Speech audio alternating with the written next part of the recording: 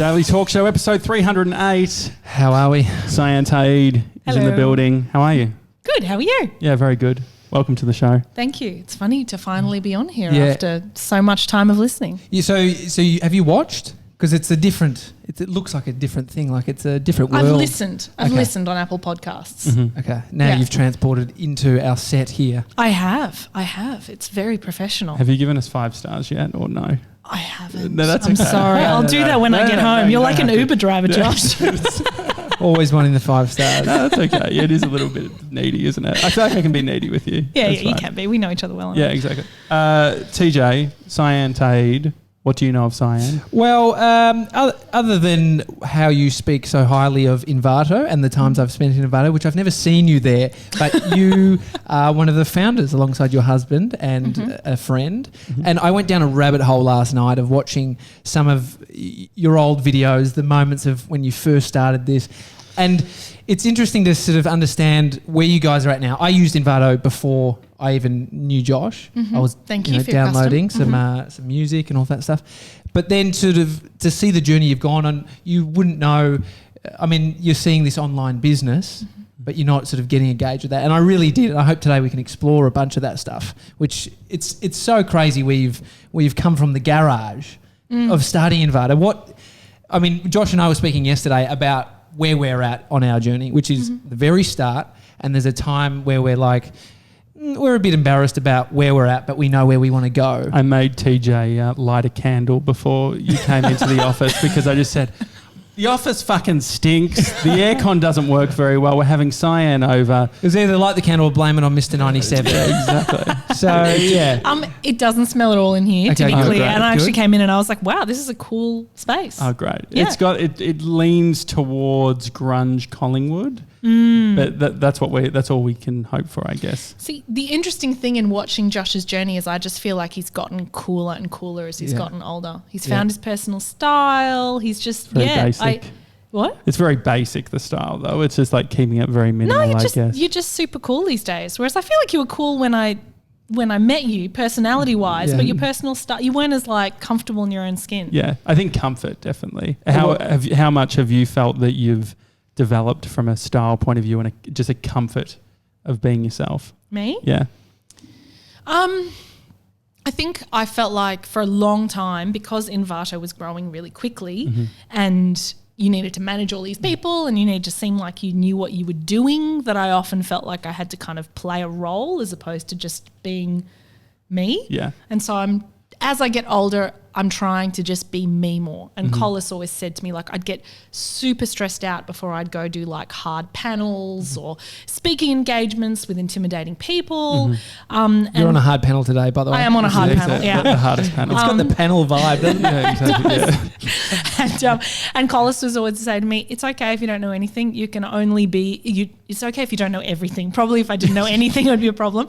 But it's okay if you don't know everything. You can only be you, and it's all right to have strengths and it's all right to have weaknesses. So I feel like I've gotten more comfortable with that as time's gone on. I heard a great line recently, hindsight is crystal clear. And so, where you're at now, looking back to that time of in the garage, it's like we're in the garage essentially. But how much difference in where your thinking is at now versus then? Has there been a heap of shifting, or is it, that still same person from the garage with your hubby and a best mate? No, I feel like I'm a completely different person. And to be clear, our garage was a lot less impressive than this is. This is way more impressive. Look, I think you really evolve a lot over time, and I think what's interesting about entrepreneurship, or about what about in its broader sense, so I would count what the two of you are doing as entrepreneurship. What's interesting about it is that you grow and you change and you evolve very quickly. It's like accelerated learning.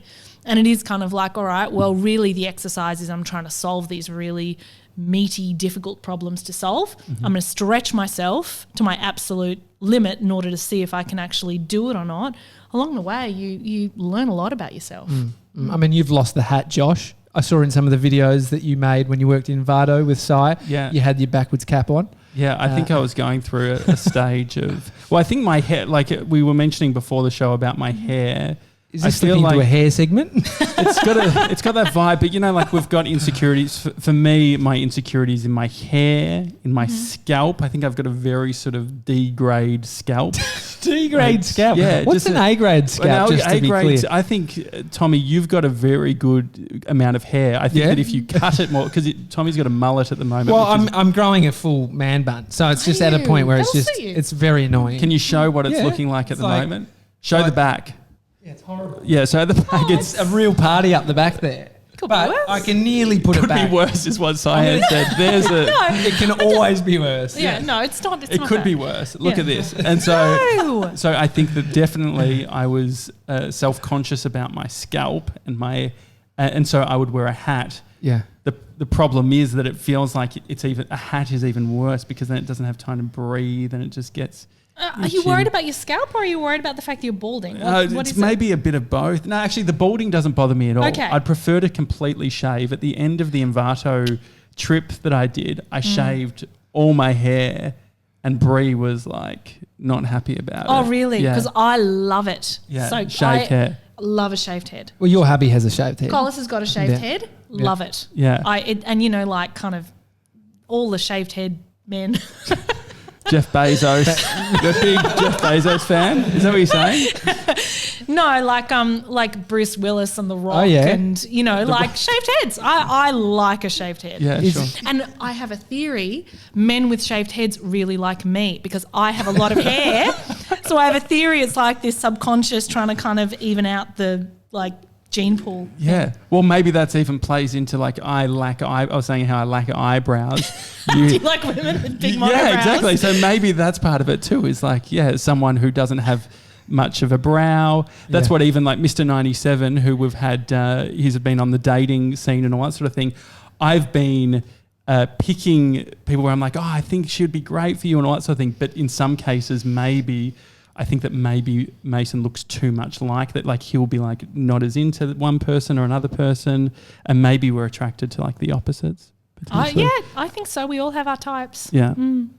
What do you think, 97? Mm-hmm. I wanted to spring his dating session early. Mason's Mr. 97. He's got bamboo hair. That's not going anywhere. Yeah, it's good. It's a thick. What do you mean bamboo hair? You should see it. We've realised it could actually it could perm that, and it could go up into just afro. Yeah. Anyway. That's what he's got. That's what he's equipped with over there. Anyway, moving on from the hair stuff, because I know we could spend a lot of time on it. Sydney versus Melbourne. Mm-hmm.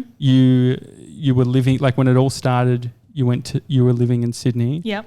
Why did you decide to go to Melbourne? And do you ever have? I feel like friends who did the move from Sydney to Melbourne, they sort of spend a lot of their life, especially in winter, complaining about I should be in Sydney right now. Do you have that relationship? I miss the weather and the beaches. I really do. Everything else, and obviously my family and my good friends, but everything else I love about. I think Melbourne's a far superior city. I think it's a friendlier city. Mm-hmm. I really do. People in Melbourne are friendlier than they are in Sydney. People in Sydney are lovely, but there's just a warmth that you get from strangers in Melbourne that I've just noticed you don't get in Sydney. And I think in Melbourne, what I really love about it is that it's cool to care.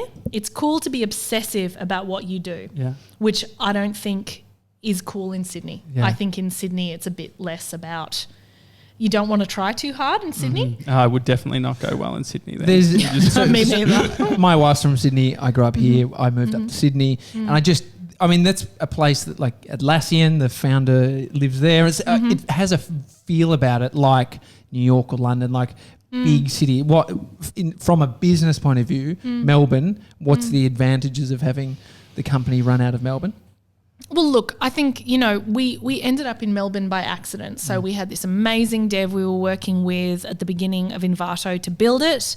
And then he moved back to Melbourne while we were traveling overseas. So after Envato kind of turned into kind of being able to pay our salary, we travelled for 18 months and worked on it while we travelled, which was really fun. But in the meantime, this dev, he moved back to Melbourne to be closer to his family, and then he was like, I kind of need some help. And we're like, well, why don't you just hire one of your friends? Yeah. Kind of need a bit more help. Hire another one of your friends. And then we got a phone call going, look, you've got an office in Melbourne. Can you come back? You probably should be here to run this thing. So we came back and we thought, well, we'll settle here for now. It'll be a fun adventure. And now we've got 2 businesses here and our kids are in school and we're here. Yeah. It was just, we didn't think it through. I'm glad it worked out, but we really did not think through the gravity of that decision. Yeah. Did the first employee, the actual jump of paying someone's like salary, super, all of that sort of stuff, was that a big decision? Did it feel like one at the time? No, we just needed help. We couldn't build. We couldn't build. Back then it was our first product was Flashden, which was a terrible name. Did Adobe actually send a cease and desist, or what was because it changed from Flashden to ActiveDen, so you sold Flash assets.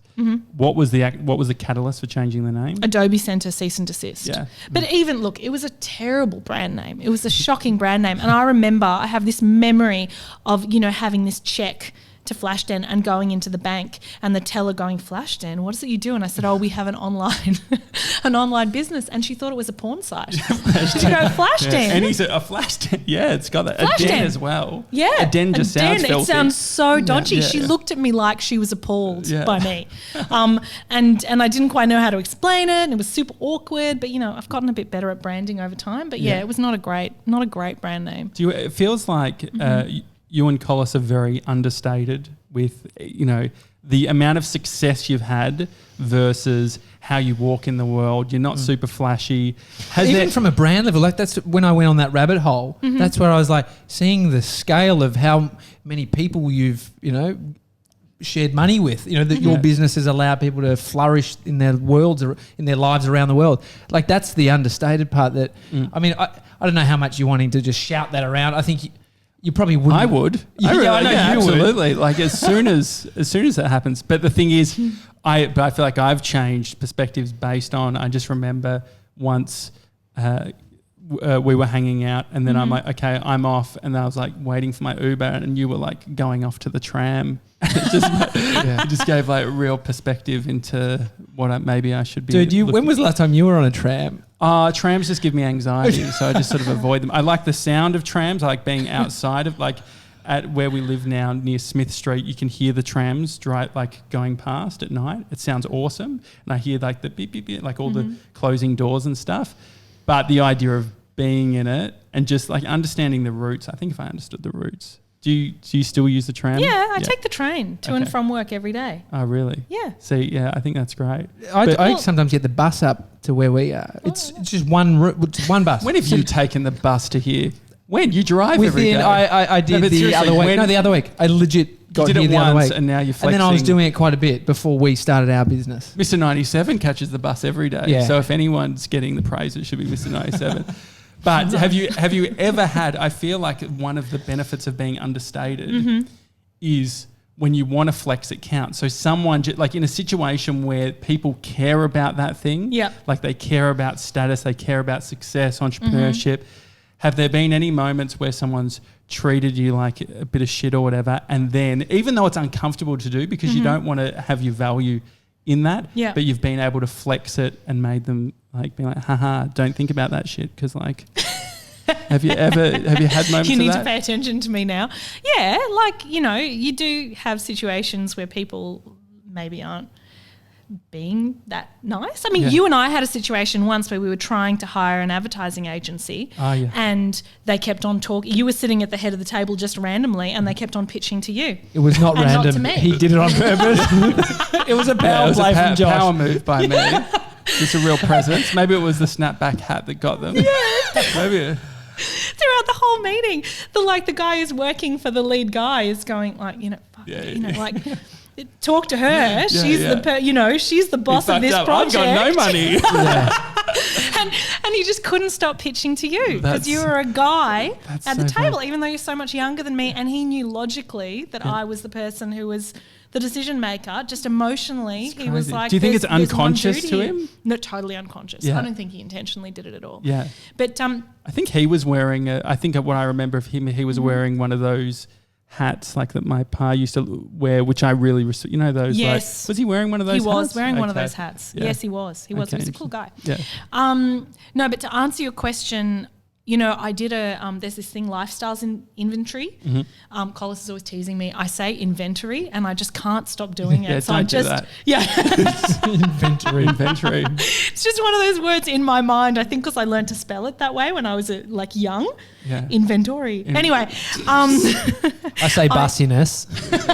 Do you really know? No, vegetables. Bus in. So it's basically this thing, and it kind of has a spectrum of 8 different qualities you might have, and in what percentage in terms of your leadership style. Yeah. I'm in fact extremely competitive. Oh, really? I'm an extremely competitive human, and I think that because I don't like that about myself, I try very hard not to appear competitive.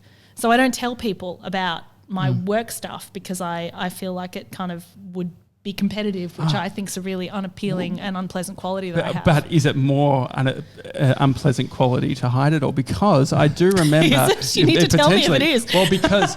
You've got to have a tell. Well, how about this? My one of my best friends in school, we sort of drifted apart in year 9, but he would say to me, he's like, oh yeah, man, I haven't studied for the test at all. Haven't studied, yeah. Man, it's going to be so hard, right? And so I would be like, yeah, I haven't studied either, and I wouldn't study.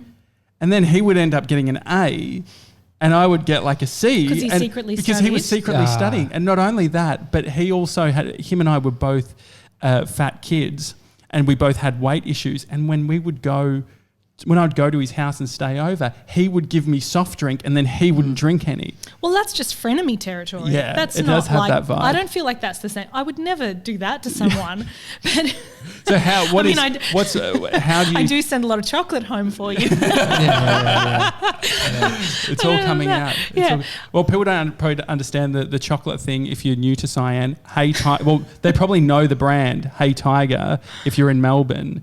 But how did you go from having Envato, one of the biggest online digital marketplaces, to deciding to be a chocolate pusher? So I'd been doing Envato for 14 years, and while it was still really interesting, and I still, enjoyed it a great deal and feel very attached to it, what you do day to day in a company of, 500 people plus is very different to what you do in a startup. So I was, doing a lot of things which were interesting from a point of view of, can I do this? It's challenging and it's useful for the business, but it wasn't stuff that I was like, oh, I love this. I love early stage startup. I find that really interesting. I love things which are visually creative and exciting. What feels like early stage for you? Like when I came into the business, that would have been 2013 or something, around that time. How did that? You were hiring 70 new roles. It was you had just moved into the new King Street office. Where did that feel like to you in regards to startup phase? I still felt like that was a bit scrappy. Which I think I find a bit scrappy interesting, that you've just got to kind of figure that out. You can't hire specialists for everything. So the stuff you and I did together, we did heaps of stuff together at Envato, which was really, I'd be like, all right, we just got to figure this out. Yeah. And I enjoyed that to too, figure right? It out. Because it's also You're treating. very good at that. Well, I think it treats employees like I felt like it was my business. Like I was able to hustle with things and make things happen and make decisions and move quickly. And I think that it was all of a sudden you have so much more of a vested interest when you're doing it that way. You're very entrepreneurial though. You're very entrepreneurial. So people I found either really like working for me because they're very entrepreneurial and I give them a space to be really like that, or they want to know exactly what they have to do every day and then they hate working for me. Yeah. So how'd you get to Hey Tiger? So sorry. No, that was me.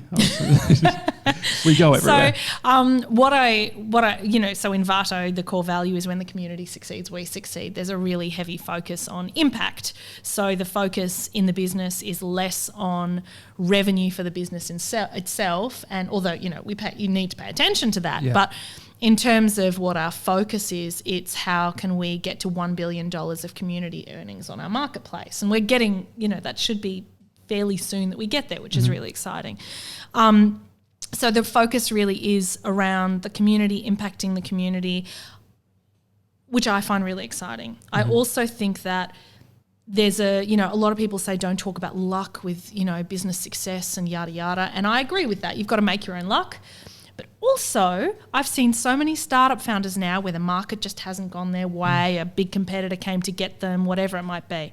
The fact that we were able to bootstrap Envato, get it to the point where it was large enough that it was first to market in a variety of different areas, and that still to this day no big competitors come after us, is like a 1 in a billion type of thing that occurred. Yeah. What does bootstrapped mean to you in regard? What did they actually look like? Is it like pulling your own savings? Is it asking parents for cash using credit cards? What is the reality of bootstrap? We did all those things. So we used all of our savings and we worked doing freelance every day during business hours, and the evenings and on the weekends we worked on, developing this business. And we borrowed $15,000 from Collis's parents. We maxed out our credit cards and we ended up living in my parents' basement. How much has the startup culture in today, 2019, changed from, that getting venture capital seems popular right now, and taking a risk with someone else's money versus doing it yourself? How much has it actually changed from 14 years ago? And that seems more glamorous too than what borrowing money off mum and dad and using credit card that sounds way less sexy than we've got some A series. But the thing is, that's the exact same social thing. Proof. Yeah. It's great social proof if you get that funding. On the other hand, you are not to put all VCs in one basket, but you're dealing with people who want a return on investment very quickly, and a commercial return generally is the only focus as opposed to anything else. 14 years ago, was it actually a thing, like a popular thing? Because I'm sure there's people like Mr. 97, 19 coming out of school going, I need funding, I need VC funding, because they're hearing these people preach about it. There were a couple of VCs in the US that showed a bit of interest once we were kind of, kind of getting a little bit bigger, but it really wasn't the same culturally at all. There really wasn't a startup culture. There wasn't a startup community that we were aware of anyway. Anyway, we wouldn't even have known how to get funding or where to get it if we, if we'd wanted it. And I think you do feel like you can't control everything you're doing once you sort of take someone else's money and they expect to get that money and more back. So we just decided just to sort of keep investing in it. We didn't take a salary for a couple of years. We just kind of really decided just to build it organically, which now, I'm so happy we did that. Yeah. But I have to say, there's no way, it was like the Wild West at that point. There was such a huge amount of land to grab. It isn't that way anymore. Anything you want to launch, you're probably dealing with a couple of competitors, and you need some more money to do that. I heard you talk a lot in some of the videos about holes in the market. Yeah. Is there just less holes now, or do we need to be more creative to find filled the holes? Find the holes. Yeah. I think I think that, there was just the fact that we were able to be first to market in so many different areas is really saying something in that period of time. There's still there's always going to be plenty of opportunity for somebody who's entrepreneurial. There's, new technology coming along. There's, innovation. When it comes down to it, you're effectively just solving a problem, and generally it's a good idea to do something which is solving a problem you yourself has experienced, because you're going to be really good at solving that problem because you feel it. But I think there's still stuff around, but I do think it's very different in that there's just a lot more players potentially very close to you. Do you think that behind every problem there is financial reward? So say for us with the Daily Talk Show, we're trying to build this show up, we're trying to provide something unique. Could we be itching a problem, providing a solution to that problem, but maybe no one's willing to actually pay for the problem to be fixed? I think if you're doing really great work and the doing it every day brings you some sort of joy and fulfillment, and you can earn a living doing that, then I think that that's an amazing thing. Yeah. Nothing, different things are going to scale to a different degree. You might find even that it doesn't have a financial reward, but it really,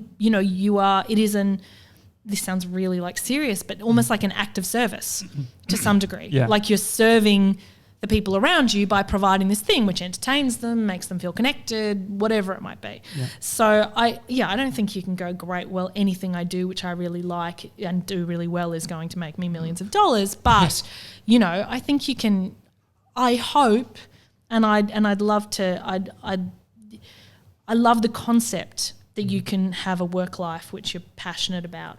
Yeah. And do you think that with the direction that you're going and with where Envato was, is that you restructuring your life? So, or is it the competitive side coming out saying, I need to do this again? Yeah. Like we've done it all before, and now it's like, I want to go out and do it again. I do think it was intimidating because you do think, well, Envato's nice and comfortable. Yeah. I have, Josh at the head of the table. Yeah, exactly. I have, like lack of a better way of putting it, a degree of status from Envato. And if I do something new and it's a flop, boy, that's going to be a bit embarrassing, especially as Collis, first time round, my husband is my co-founder. If Hey Tiger had really been a bit of an embarrassing disaster, it would have been well, we know who the brains of the operation was in that family, even though Collis is, as you know, crazy bright. That's a lot of pressure. It's almost like that second album territory. It feels like you're Freddie Mercury, you've got Queen. That is how I think of myself. Yeah, exactly. Queen, and then you've gone off and doing your solo thing. Yeah. But unlike Queen, Collis was more supportive of your solo venture as well, I'm guessing. And living a more pure life supportive. than Queen. I don't know. Well, I don't know what I get up to in my downtime. Exactly. I think that I look back. And even I love Hey Tiger. I love making something for women. I love food. I think it's like art, but it is, you can experience with every one of your senses. I love, I love everything about it. Love the team, love Brie. But I do think looking back that I subconsciously chose something which was as far from Envato as I could make it. So it's a social enterprise. It's not for profit. Which is there's an alignment there with Envato, which is like helping people, live their lives, being able to support them. What was the was there a clear distinction where you're like, it's great that Envato does that. What was the social enterprise bit? Why was that important to you, do you think? So I think that I find the concept that business can serve community and make things better to be a very exciting and important concept. And I think this focus we have, which is that business success is purely about revenue, is responsible for a huge amount of the crap that's going on in the world. Yeah. So social enterprise to me seems like the logical next step where you bring people together to do incredible work. They get paid fairly for the work that they do, so they get to earn a livelihood doing work that they are passionate about, and it serves a real need and social purpose within the world. So Hey Tiger funds cocoa farmer community development in an area of Ghana, which has a very high percentage of cocoa farming communities, and these cocoa farmers earn 78 cents per day. Most of these kids are in these communities are growing up stunted, no access to education, very poor nutrition. And back in 2010, the cocoa industry committed to getting the number of children in child labour in West Africa on cocoa plantations down from 2 million children in 2010 to 200,000 by 2020. It's currently sitting at 2.2 million. Wow, so crazy. It's, there's 2.2 million kids who are my kids' age who are working, and some of them in, don't want to be a Debbie Downer, but appalling circumstances. Yeah. And something that gives us such great pleasure over here is responsible for just so much crap over there. So it's just terrible. 70 odd cents or whatever a day, what then, if that's their benchmark they're working to, what's the reframing of it? Is it 5, 10, 50, like $20, $100 a day? Like, how do you go from such a low point and understand and reframe the whole situation? I don't have it is a complex problem to solve, and I don't have a totally elegant answer to it. The World Cocoa Barometer, which is kind of a industry body which brings a whole bunch of different experts together to analyse how cocoa is going on an impact level, believes that it's going to take much more holistic community development work, which is why we do what we do, because it's not just about the cocoa itself, it's about the fact that cocoa farmers don't have any education, there's a lack of nutrition, it's really, it's tough going, everything from, farming practices, are really inefficient because they're farming the way their grandfathers farmed. And, you know, there's potentially much more efficient things they could be doing, to the fact that, you know, physically they're in very remote locations, and these cocoa traders will come and say, look, this is how much I'm offering you, take it or leave it. Crazy. Yeah, it's so hard. What comes first for you? You've got, you know, your next album, you're doing a new business. Was that finding a problem? Was that hearing about something like what was happening in Ghana, thinking about what can I do, the idea of the business? Which one is it for you, or is it a blend? I knew I wanted to do a social enterprise next because I think that's a really interesting thing to do, but I didn't know what it looked like yet. And then Collis and I and the kids actually took a holiday in Hong Kong, and we went to Hong Kong, and I was looking at all the chocolate that they have there, and I was like, there's so much more in terms of flavour profiles than there is in Australia.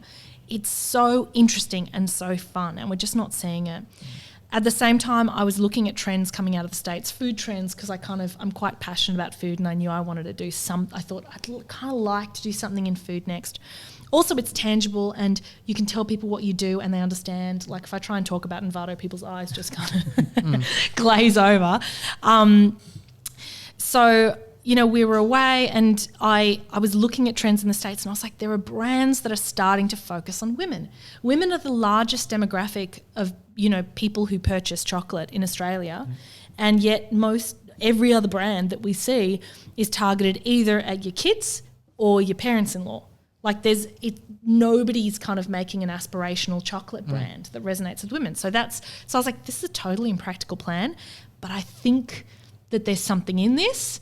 But let's just see. I started making chocolate in my kitchen, and at the same time I got involved with the Hunger Project, which is this amazing charity that we work with now, in a project in Burkina Faso, which is the third poorest country in the world, bordered by Ghana and the Ivory Coast.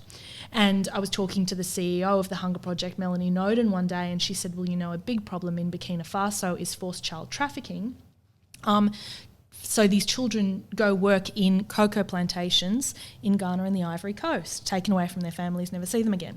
Wow. And I thought, oh, that's like, it was so jarring that was the impact of this passion that I have for chocolate. And I thought, well, I don't know anything about making food products, but I could smush these things together. Hole in the market, impact kind of issue that needs to be solved. That was me clapping. And I'll continue. between then and now, what has been the biggest change in your thoughts on things and the way that you approach Hey Tiger? Food products are really hard. Things with physical product is so much harder than I thought. I think I was kind of a bit cocky in the beginning and thought, oh, you know, I've done something of Envato scale. This should be fine. And I was like, wow, this is really hard. Like infrastructure costs for making something like a physical food product is like a massive investment. So I think I have a lot more respect for the people who've done it. Well, most people are trying to go the other way.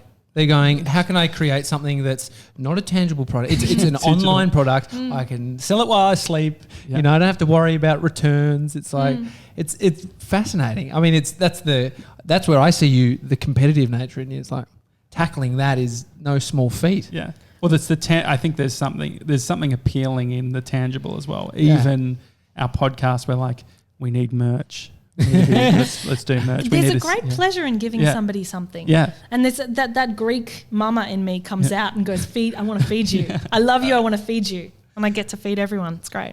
It helps that the chocolate's good. Thanks. Thanks. Do you think that we're actually going to have to pay more for chocolate in the future? Do you think it's going to, like, for all these things, who's taking the money? Are we doing a disservice by only spending a few bucks at the supermarket on chocolate? I think if you are buying chocolate which doesn't have some sort of certification attached to it, then you really need to consider the impact that your decisions are making. Yeah. Do you think about, like, from an issues point of view, you have that as one issue, you have environmental impact on things. There's so many different lenses that you can look at. You know, for instance, like cosmetics, if you want to be in the market in China, you have to be testing on animals, like, as part of the process. These things, happen, which then ends up, it seems like 2 steps forward, 1 step back, 2 steps forward, 1 step back. How do you look at all the different issues? Are you singularly focused, or do you look at sort of a holistic approach of Hey Tiger?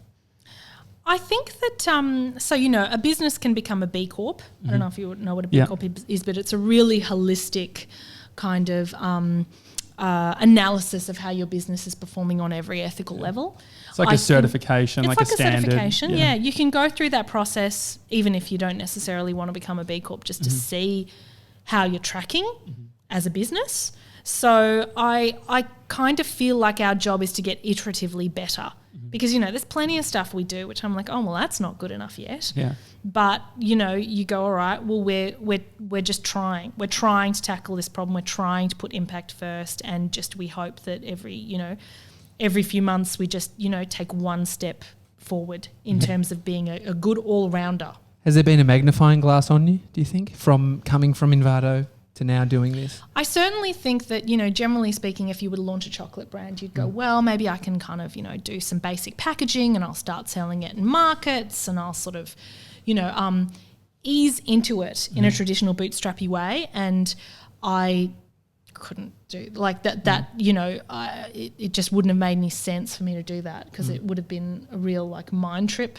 It would feel pretty but it would also feel irresponsible in regards, if you feel like the next 5 steps, do you use the resources that you have, or do you, it's... I know, I figure, I kind of, it's a bit of a calculated gamble, but I think, any startup is, whatever you're investing your sort of, your hard-earned cash into to make work, you've got to back yourself to some degree. So I think that, but I did feel like there was a lot of people who were watching to see how it would go, and that, I took quite a strong position on the brand and the flavour profiles, and it was so different and so other. Before I launched it, I thought there's a pretty good possibility people are going to go, what's she been smoking? Well, this was off the back as well of winning the Telstra Women's Business Award. Yes. And so did you feel, because I feel like through Envato there was so much time where you were just sort of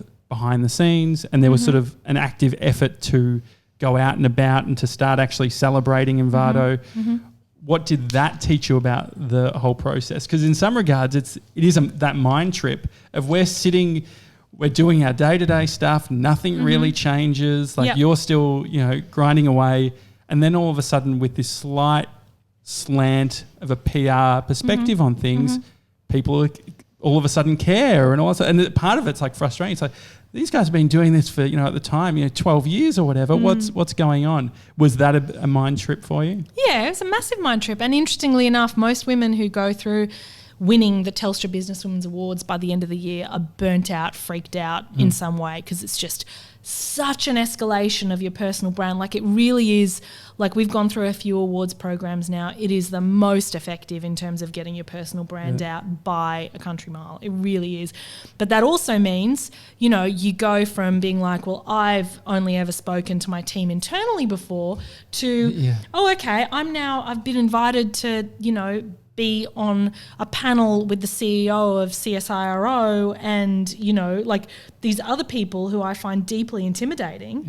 And I'm supposed to hold my own here and act like I know what's going on. So you either go, no, or you lean into it and you go, all right, I'm going to see if I can hold my own here. I saw that one of your slogans, and this was quite a while ago, so it might have changed. Excitement and terror means you're on the right track. I think so, yeah. It sounds a bit exciting, and also, a level of terror winning those things and then having to do that. Because if it's not your day to day, then I could imagine.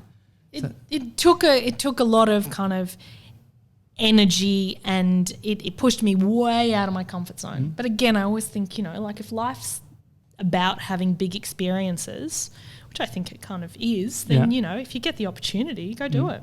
How do you actually cope? Because I feel like for a lot of people, doing what you've done at like 1/10 of the scale would scare them and all that sort of thing. Josh. And then, so to think of where you've gone, is there a level of trauma that you go through?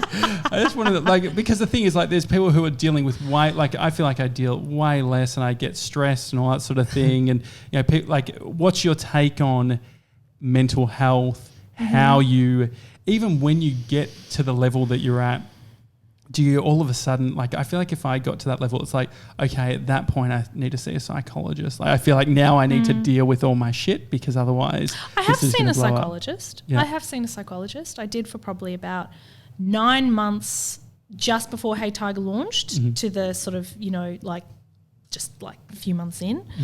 Are these breaking points? Because is that you saying, Josh, I'd get to that and it'd be a breaking point, so I need to? Well, it feels like, say if something bad happens now, I don't have enough moving parts in my life or anything to really fuck up. Like the worst thing is that Tommy and I have a blow up or something like that, but it's temporary. And Mr. 97 takes my spot. Yeah, Mr. 97 has it, cries or whatever. I'd be sad and happy. I love it. Yeah. But so, yeah, I guess part of it is it's like when you're moving at the a faster pace, it feels like when you hit a wall, there's more fatalities potentially.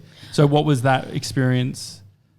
I think I've sometimes hit a wall in terms of just how much I feel I can cope with growing really fast. So being out of my comfort zone most of the time, which I am, like most of the time I'm like, oh, I don't quite know if I know what I'm doing here, but I'm going to like give it a good crack. And you generally, I think you're always a bit more capable than you think you are. But I have had times when I've just gone, it's just too much now. And what I generally find is that something in my body gives out when that happens. So something will happen physically. Yeah. Well, I feel like maybe even like with my back issues, like that flares up or whatever when I'm like stressed. Do you feel that, is there a level of, because I feel like so much of my stress is self-imposed. And so part of like when you're building something, because the thing is you could probably like, you could live a great life right now and just like do whatever and be pretty chill, and you don't have to be doing all the amazing things that you're doing. You could like reduce stress. What do you think it is internally, your mindset to be like, rather than cashing in and being on a yacht somewhere, which doesn't feel like you anyway, but your version of that, why is it this, you know, this approach, which is starting another business, going through all the things that happens when you start one? You got to do something useful with yourself, don't you? If you feel like you can do something that's interesting and is going to help you grow and is going to kind of help in some way, in no matter what way, and you want to contribute, like, I mean, I feel like you just stop as a human if you just decide, well, now I'm just going to chill out. Like, what's the purpose? You've got to have a purpose which is beyond your enjoyment. Yeah. What's your purpose, do you think? I think that, you know, on a personal level, we have a motorcycle. That's really loud. Shop downstairs. They very rarely actually start. They're really car revving up. the engine. They're testing the engine. That's fine. That's all good. So I've come to the conclusion that for me, the purpose of life is to have, you know, as many big, interesting experiences as I can have, see where I can take things, see how far I can push myself. And the other side of it is to try and leave the world just a tiny weeny bit of a better place, which sounds really cheesy, but I honestly believe it's true. I believe that, you know, there's a quote, I think it's Maya Angelou, which is, you know, service is the rent that we pay for living, which I think, you know, I believe is true. And I also believe that, you know, the greater the sort of, the more things that you are given, the more responsibility you have to do useful stuff with it. I'm going to tell my landlord that and stop paying rent ASAP. No, my landlord actually is one of your employees. Works at Envato. Yeah. Well, I was always wondering, what the hell is this guy always home and not? What does he do? Turns out that he's really utilising the work at home. Work remotely. Oh, interesting. He doesn't move to Perth. He moved over there now. Yeah, but that was one of the. Just trying to think. It's Mark. It's. Is it Mark? Yeah, it's Mark. Mark. One of the Marks. One of Marks. Oh no, don't worry. We'll talk about it later. Yeah, we'll talk about it later. Yeah. No, which Mark? I want to know which Mark. I temporarily forgot what we were doing We're here. playing Guess Who. Brown hair. Taekwondo, I think. Oh, really? Can fight. Yeah. Oh, I love that guy. Yeah, okay. so Tommy was living above in another apartment, and then they saw him moving out, and classic Tommy style. Yeah. What are you guys doing? She sent Amy down for that one. Oh, really? Actually, no. She was like, "I'm going down," and I was like, "Yes, thank you." I didn't want to. And then we said, "Can we take your place?" Yeah, and so now we have it. So but I always saw him wearing the t-shirts, and so it all made sense. Mm-hmm. It all came together. He's one of my he's a good guy. He's great. Your landlord's great. Starting the business, the vision that you have, like now, I love how I hear you articulate this vision you have and why you do it. How different is it from the early stages? The early stages of Hey Tiger, or the early stages of Envato? I guess of you as a person and the business and the partnerships you've got. Do you feel like I've changed a lot, Josh? No, but I feel like I think that in some regard, I think that there's the core values that you have, and then it's amplified. The thing is that I feel like part of it is I feel like you've got more. You feel more socially responsible, or like you are more of a public figure now. When we were working, it feels like it was a lot more sort of. People wouldn't know Envato. It was like pretty chill. Yeah. And so I guess that's probably.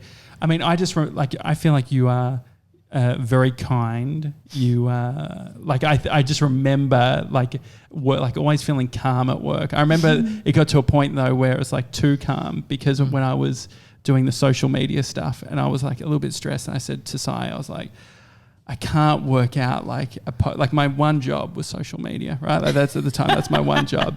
I said to Sai, I was like, I can't think of like a post today. And Sai just like leant over and she said, it's okay if you can't think of a post today, just don't post. And that was my one job with social media. But I feel that I think you've also developed in regards to people as well, where it's like having empathy or having that tone, you can't actually do that with so many. You can't do that with people and expect like great results. So I feel like you've developed this great empathy versus expectations and all this sort of stuff. The thing is that I won't actually work with people who I don't think are eminently capable. Yeah. So if I don't think you're eminently capable, you're gone really quickly. Like in total honesty, you are. Yeah. How long were you there for, Josh? 2.5 years. And he left. Yeah, he left on his I got it. Yeah. Sorry, I keep on kicking you. So that's the honest truth of it. And because I'm not good at, I'm not good at writing people's tales because I don't want to. Yeah. And I'm always like, well, if you feel you can't today, then I'm sure you're thinking about how you're going to do it better tomorrow. Yeah. So I better just leave you to it. It's because I respected you that I was like, well, there's no point me having that conversation with you. If you're there, if you'd said to me, hey, Si, can you help me figure out how to do this? I would have gone, all right, let's sit down together and let's figure it out together. But you're so capable and you're so smart. I was just like, well, clearly he's on it. Like a post today isn't going to make any difference and it's going to lead to something better afterwards anyway. It was a strategy thing too, right? So I was like I was probably like over-engineering everything, trying to work out exactly that post felt like it was an important thing. Do you think that there's some people that freak out with that autonomy or that respect that they're just not used to experiencing? I did have, there's a guy at work at Hey Tiger who once said to me, "Si, I wish you'd just scream at me. It'd be so much easier." There was a big stuff up and he was like, "I wish you'd just have a go at me. It would make me feel better." And I was like, look, you are beating yourself up more than I would ever be able to beat you up externally. And the fact of the matter is that if I'm dealing with somebody who is going to pass the buck or not beat themselves up when something goes that wrong, then I'm not working with the right person anyway. The new model of work or business of working for somebody, I think has a lot more autonomy in there. And I found that, and I'd love to know what you think. Can you teach someone to be autonomous? Or do you think it's like initiative? Can you teach someone to have initiative? I think it all comes down from the person's intention and what they want. No, I don't think that if somebody's like, I just want to do my job and go home, that I can sit them down and go, hey, you should be ambitious and you should be thinking outside the box and you should be doing all these things, because that comes from, that comes in internally. If somebody's asking me, if somebody wants to be that way, if they're like, I want to get big stuff done and I want to be effective and that to me counts for like 80% of it. And then you can sit them down and you can talk to them about how and coach them through it. But generally people have got that in them. They just need some tools to think in the right way. But if the intention's not there, if they don't want to do it, then there's, and it's also okay if they don't want to do it. Different people go through different phases. Sometimes you're all gung-ho in your career. Like, I think probably the three of us are all the time, but, and probably you as well. I like that you've aligned us with you. We'll take it. We'll use that as a grab. Definitely. But, and some people are just in a phase of their life where I'm like, well, there's other stuff that interests me, or I'm in a new relationship, or I want to have children, or whatever it might be. And right now I just want a career which is a bit more set and forget, bring in the money. And that's okay too. Are they in existence? Like, is that a thing now? Like, moving forward, I could imagine it's becoming more about being autonomous and flexibility, but you need to get your stuff done. We can't be micromanaging you. Like, think about your kids, and I think about my son. What's it going to look like for him? What do you think? So when I did this panel with the CEO of CSIRO and Australia's chief scientist. They're the blokes that made Wi-Fi, right? CSIRO? Maybe GPS as well. No, somewhere over in Adelaide. We could have that completely wrong. Yeah, great. Look it up. I don't know. Was this one of the early panels that you did? This was one of the trauma panels? This was like a full-on trauma panel. I was so scared. Was it those things? Sorry, guys, I'm just getting a nod from Mr. 97. What's the actual number? You were correct. Yeah, they figured out Wi-Fi along with AirGuard. AirGuard. That's also useful. AirGuard gives me a bit of asthma. But very useful for malaria, I'm sure, in developing countries. Oh, yeah, absolutely. Yeah, so it is. Yeah. So maybe I'm not the only target market. I get it. It's not all about you, Josh. Exactly. Yeah, that's almost the, online marketplace and Tiger and chocolate. It's two very different things. And so, what happened in the panel? What did they ask? Oh, so the discussion was that basically, there's going to be, I can't remember the exact stat now, but something like 40% of job loss from automation in the next 15 years. And that a huge amount of, jobs which are considered those kind of, I clock in and I clock out and during the day I do my thing, are just going to disappear very, very quickly. And the conversation was, is this something we should be concerned about in Australia, or is it not? And of course, I'm sitting there saying, well, I think we should be deeply concerned, and we should be starting to think about this in school, and we should even be starting to look at how we would implement a universal basic income, because that might become necessary, given that so many jobs are going to be, going away. And of course, these two guys were saying, no, everything's fine. She's wrong. You don't need to worry. The government has it in hand. And I was thinking, I've read this, and me, imposter syndrome, I've read this research. I feel like, this is coming and it's a real, imminent danger. It's really strange they're taking this position. Then I realised, oh my goodness, they're on the government payroll. Of course they're taking this position. They don't want to go, yes, everyone panic, we don't know what we're doing. They've been sniffing AirGuard. They also got free Wi-Fi. Exactly. Wow. And in that moment, what do you do? You go, no, did you back yourself? Myself. Yeah, I just kept on arguing my point. Yeah. I decided, well, all I can... I came to the conclusion they got me on here for my opinion, and so all I can do is give my opinion. It feels like a shift, though, in how you've developed as a person. Do you think that you have developed confidence, and yes. where has that come from? Practice, time and practice, and a couple of times where I tried to pretend. I think I've had to get a lot better at kind of knowing where I'm confident and what I can speak to with authority, and what I don't know what I'm actually talking about, because I think I used to think that I needed to be this all-rounder who knew everything. So if I, so I was on a fin review panel in front of 300 journalists, and again, stressed, way out of my comfort zone type stuff, because you're like, if I say something stupid, every single journalist could write about it in this room. Yeah. But during that discussion, the journalist who was interviewing me said, and what do you think about this this new law that's going to be put in around listed companies? And I just had no idea.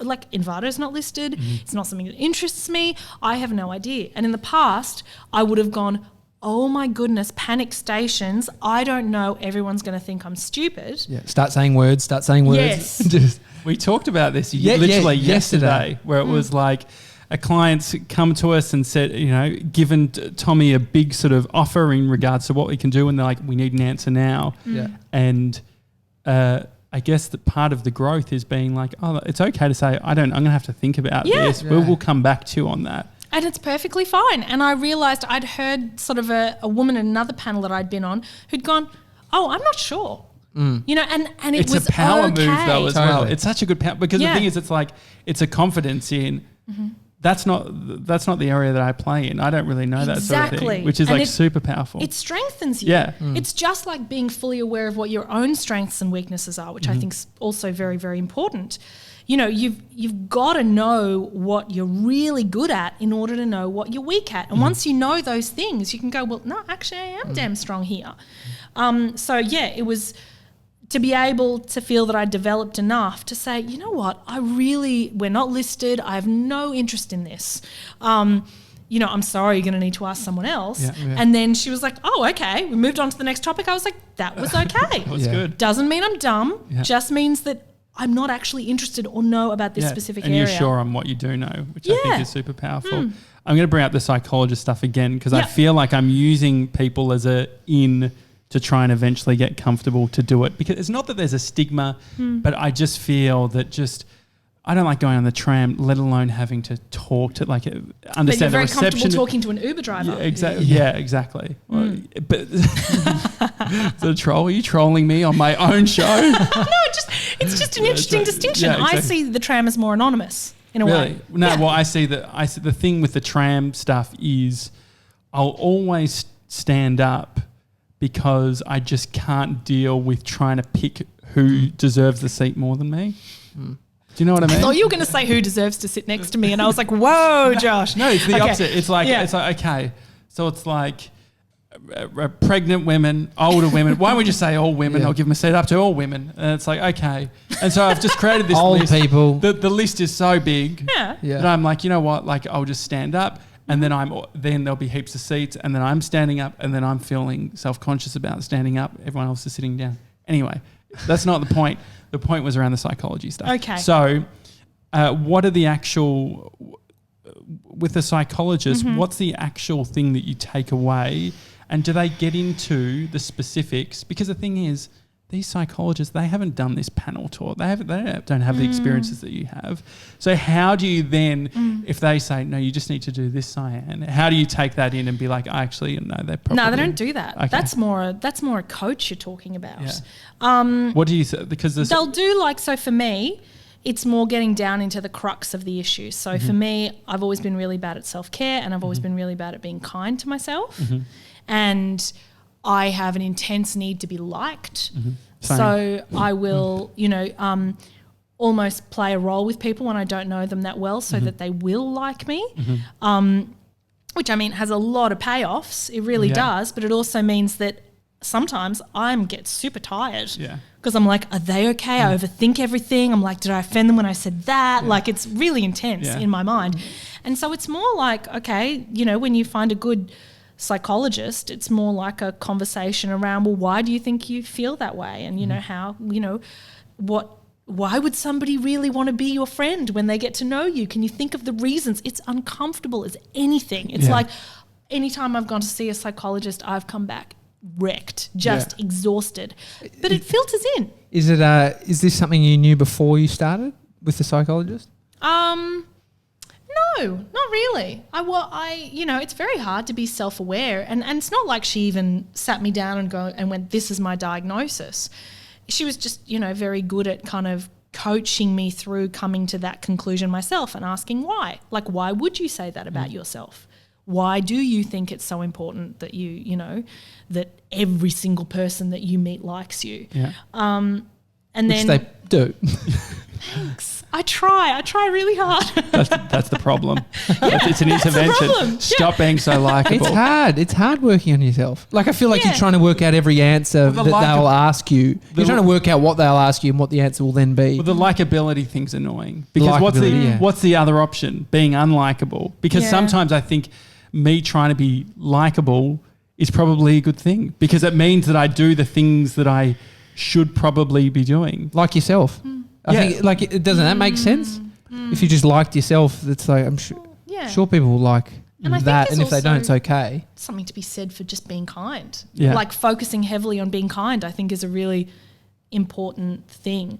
But I mean, I needed to get over the idea that I needed to engineer what I was saying so the psychologist would like me. Yeah, well, I think that's what you I would think do. that's my facing. Well, the thing is that Yeah. also They being can a little see bit straight through a guy. Yeah, they totally They can, know right? the jig's being up. control- Yeah. the thing is, I'm like, what's that first meeting?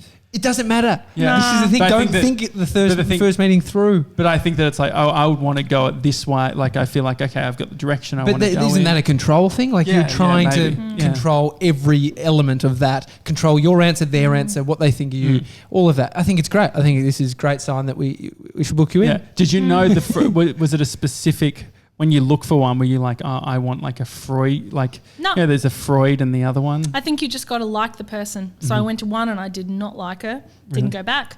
And What I went were to the another one and I qualities? was like, oh, she's just a lovely human. I think just, I love people who are warm.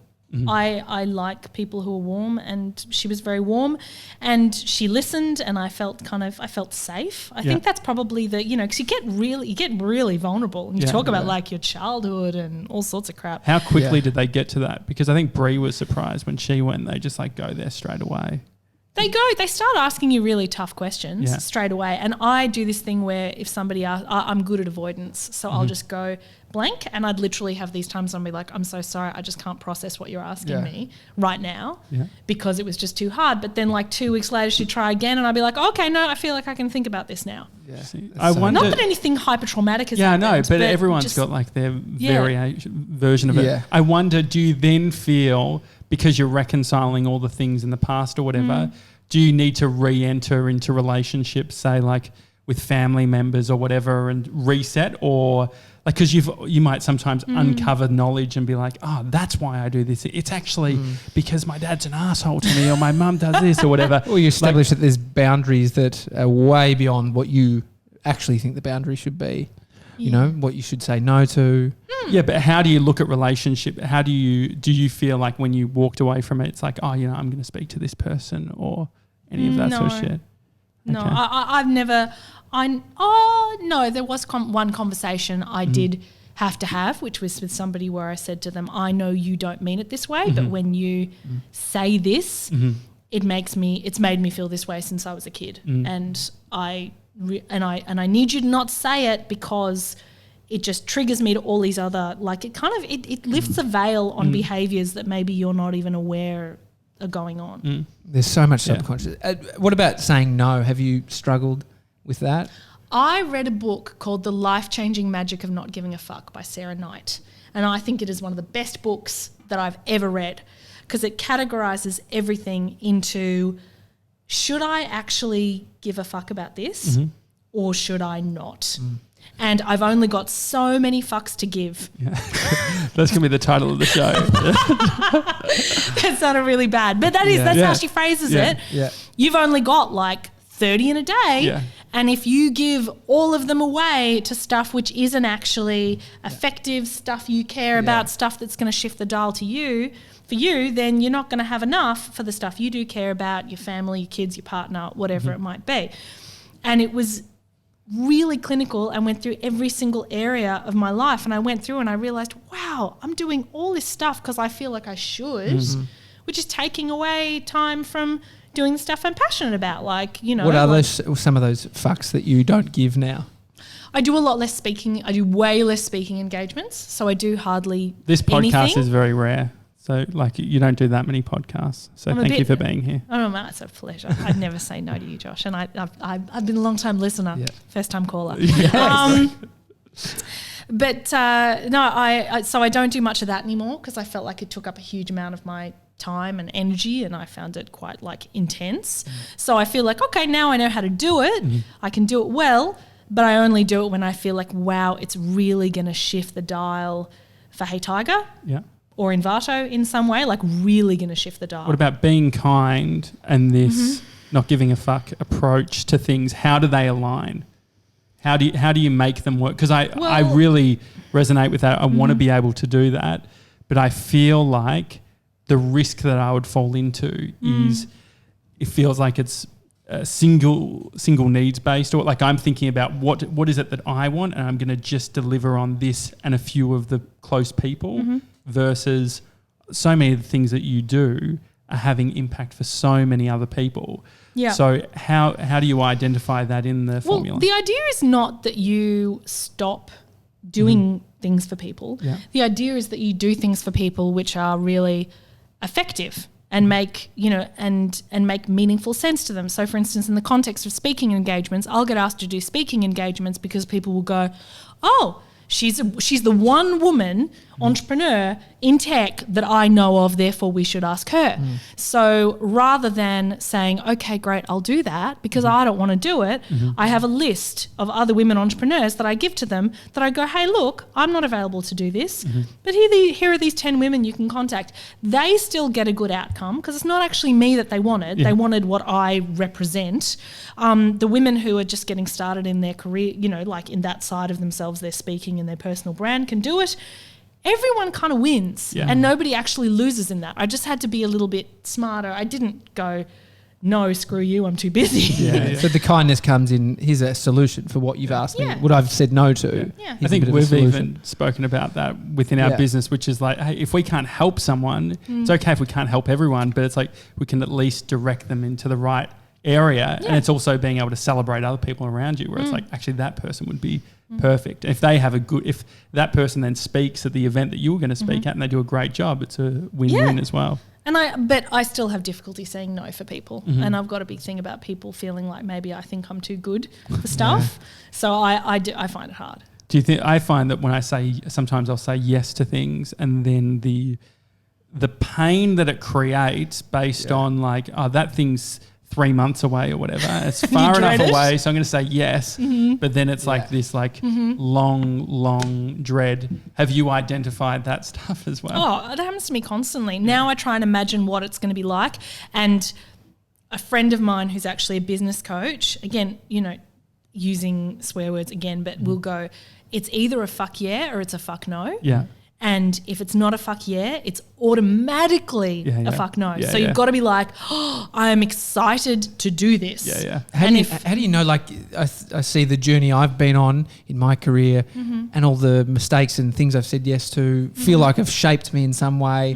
When do you know to not listen to the fuck yeah? Well, it feels like a shift, right? There's a shift from probably at the start you need to say yes, enough runs on the board to then be able to say no. If you're 19 or 18 out of school and you're saying no to everything, you're probably going to cut yourself. I assume more opportunities will be exciting at that point. If you're asked to go speak at your high school when you're 18, you'll go, wow, I got to go speak at my high school. That was a traumatic experience for me actually because I spoke. They didn't tell me how long to speak for.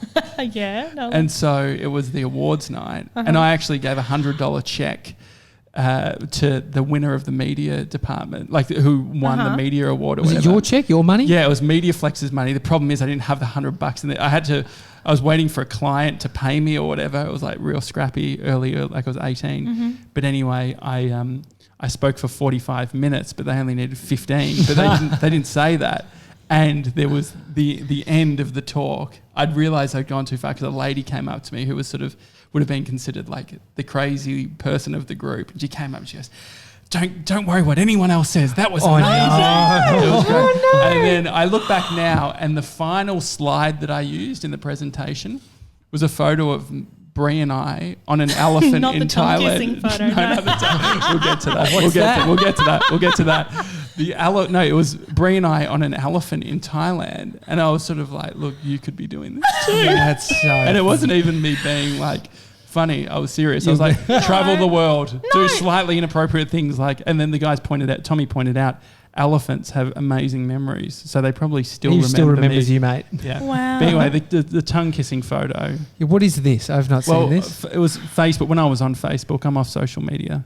But no, there was a photo, an old photo that was on Facebook of Bree and I from 2008, and it was sort of like early days or whatever, 18. So it's just like us being sort of quite intimate. Who's taking the photo? It was me. Selfie. It was but like visible tongues. visible Oh, tongues. wow. And Anyway, it popped up like as Selena a memory. tagged it. Yeah. Yeah. It got tagged up Tagged and me. stuff, so then Yeah, it sort in of it. got brought to the Jeez. surface. So it's not necessarily. I think what did It's you like 15-year-old Josh with Yeah, visible I was- tongues. I was 18. Like, I was I 18. kind of think of you like a little brother. So Yeah. I was like, oh goodness, no, I can't see that. Censor that. We'll actually post a photo on Yeah, Instagram. I'd love I've that. got like straight hair, like I straightened my hair and all that sort of thing. Before we finish up, so I was Yeah. looking in the rabbit hole. I found this comment on one of your videos, and the comment I says, never read the comments. Oh, yeah. says, "Cy, she's the audio jungle voice." Oh, yeah. And something I've made videos, you know, before I knew Josh and having my experience with Envato, I was always hearing the audio jungle, which I've we've got it got it here. here. Audio jungle. Right, I'm going to play it again. Audio jungle. People are hearing that right Okay. now. You can't Audio hear it. jungle. And I was blown away. That's a great question, and it is you, Yes. is it? Yes, it's me. So what happened there? Like, because It was a startup and there was no one else to say it. And so I recorded myself saying Audio Jungle and we used that as the watermark. And since then, for whatever reason, people are so attached to it now that we have never changed it. And it Well, was I like- looked it up, and it was like a specific. Someone had just posted this on YouTube as just that sound effect. Like So on someone's YouTube. ripped the Really? sound Yeah. effect. Yeah, so it's like its own post. Yeah, it's a That's clean one so without weird.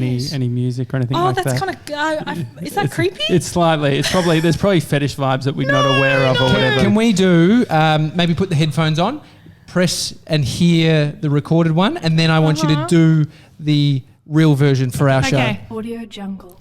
Audio Jungle. How do you think you went? Did I it don't sound know. Was it okay? the same? Do it. How did Mr. 97? You're on headphones. Yeah, how did it sounds sound? good. Do it. I reckon retake though. Okay, Retake. ready? Okay, here we go. Ready? Okay. I'll play it first and then give it a moment. Audio jungle. Audio Jungle. There you go. Was it pretty? Is there slightly like a British accent that you're doing in I the? don't know. It sort of had that vibe. I didn't go Audio Jungle. I could have. Back in audio jungle. Yeah. Audio jungle, mate. There's been a whole heap of people that like rip so that's like a watermark over the song, so you know people can't. For people that don't know, it's like so you can't use it in a commercial video. But it's now become a bit of a joke that like some vloggers rip it on purpose, so they take the song but they leave the audio jungle in there, which Really? has like more punch to the joke of like It's outrageous. I'm taking off a vlogger right now and I'm using music that still has the parody video. Yeah, it's like a really? parody. Yeah, so it's become a life of its own. Every 6 months or so, a business gets in touch and says, "Can we please use the same voice that you've used for Audio Jungle? Can you please put us in touch with her?" And they have to go, "No, actually, that's the founder. That's Cyan." But absolutely, yes. But you yeah, it's- sing, you get into the singing and stuff. Bree Oh, was yeah. saying that my girlfriend Bree works with Cy, and she was saying, Hi, Brie.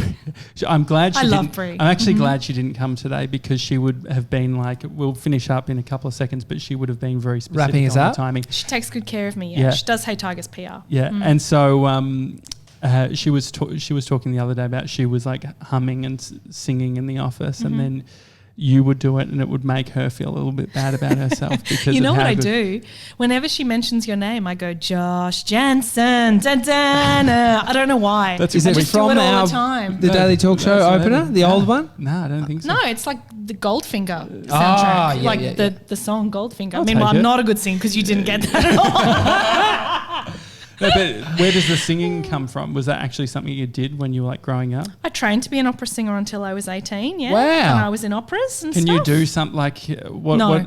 Can you hit a note? Yeah, absolutely not. This is No, where I'm not Bree gonna do steps that. in. Hard no. We're gonna have to. we're gonna finish this. Get me out of here, Bruce. I've done the audio jungle. I'm not doing anything else. No, that's too embarrassing. I don't want to Okay, do that. all right, I won't. I sang Josh Janssen. That was Yeah, pretty that good. was great. Yeah. Oh, that's okay. Anyway, what are you excited about? Like the next 2019, Hey Tiger. Yeah. It's amazing. It's amazing chocolate. Thank you. It's very addictive. So you can smash a block quite I easily. didn't bring any with me. Have you guys both tried it? I'll Yeah, send you but- some. Yeah, we afterwards. have. Okay. We have. I'm glad because it's not Friday. I right. would go. We I would. Go all out. Yeah, I would. It is one of those ones where you Yeah. really go out. Yeah. So 2019. What Yeah. does it? What does it look like? What are you excited about? I'm really excited that Easter's going so well. So it feels like we've nailed Easter and it's flying out the door. That's exciting. Yeah. You know, Hey Tiger isn't profitable yet. So we need to do some, like there's some hard work to get it So how to does where that? it needs to be. How does that work? So social enterprise.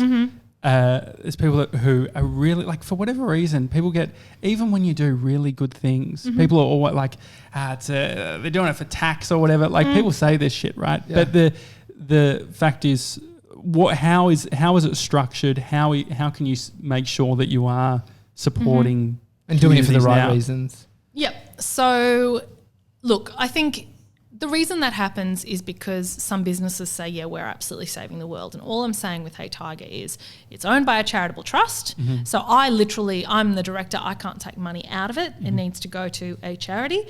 I don't take a salary. Everyone else gets paid, fairly for the work that they do. What is an actual charitable trust? What is that? Just like a technical term. What does it actually mean? It's like a kind of a structure on top of Hey Tiger, which is called Give Tiger. And right now, so basically, usually with a social enterprise, go, well, once we're profitable, we will donate X or Y. I didn't want to do that because I thought that's weird for me to do that. Yeah. So right from the get-go, I was like, all right, we will donate 50 cents for every full bar sold and 25 cents for every mini bar sold to this, to our Hunger charitable Project. partner, to the Hunger Project. Sure.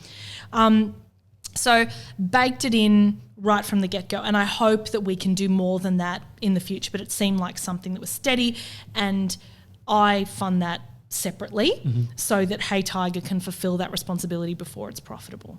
But then once Hey Tiger is running steady and it is making enough money itself to pay those donations itself, then it can declare a dividend. Tell me if this is getting too deep and boring. I'm enjoying this. It can declare a dividend, and that dividend goes up to Give Tiger, which owns Hey Tiger. Sure. And then Give Tiger can distribute that out to the Hunger Project, which it can only distribute it out to DGR status charities. Okay, sure. Do you have to have the Hunger Project to accept that money? Do they need to be a beneficiary of the trust or anything, or there's nothing like it can just any charity? No, it can be any charity. Like we've partnered with the Hunger Project and we've committed to a minimum of $80,000 per year for the next 3 years. Sorry, I feel like I'm about to start coughing and I've drunk all my water. Oh no, we can get we can get 97 on that. We'll finish up. No, don't worry, we'll be fine. So we've done that, and I can't even remember what the question you're asking me. Yeah, so in regards to all the structure. Now we're going to move on to corporations and breakdowns of business structures of IPOs. Talk to me about IPOs. No, so what's the what is the tangible? What does it look like from a tangible level? So it's like you got the cash. What are you actually going to be doing in those communities? So the Hunger Project runs a really holistic program. It's everything from microloans for farmers, primarily women farmers, so that, oftentimes it takes a very small amount of money. So for instance, something that can work very well is that they might buy a cow. They might get a microloan to buy a cow. They can then sell the milk or, worst case, eat the cow, or basically they have another revenue source if their cocoa yield is low or if something goes wrong with their cocoa, there's a drought, whatever it might be. There's HIV/AIDS education, which is a really big deal because oftentimes there are very, very high rates of HIV/AIDS in those areas, and family members die, and it can spread very, very easily without the right education in place. And when there's not enough people to, tend farms, it can be an issue. So it all ties in. There's early childhood education, there's education for adults, there's education on farming practices. There is a broad array of things, but what's interesting about it is that they all, when you dive deep into it, they all work together to create this really holistic program that facilitates a community to lift themselves out of poverty on their own terms. Because a Ghanaian-led team will go into this community and they'll do that education program for, 20 animators, and then they will go out into the community and they will teach all the women about early childhood nutrition, for instance, what they can be eating from the land, which will keep them all going if there is a time when they don't have the money to buy other foods. And then those women will tell other women, and they'll tell other women, and it's kind of viral. Yeah. So it's awesome. The best program I've come across. Yeah, it's honestly. amazing. Well, Really thank cool. you so much for coming on. Oh, it's a pleasure. It was good fun. Yeah. Cyan Ta'eed, thank you for coming on. Hey Tiger is the chocolate brand Yeah. And And now you've seen the face of the audio jungle voice. see you tomorrow, guys. Have a good one. See you guys. Thanks.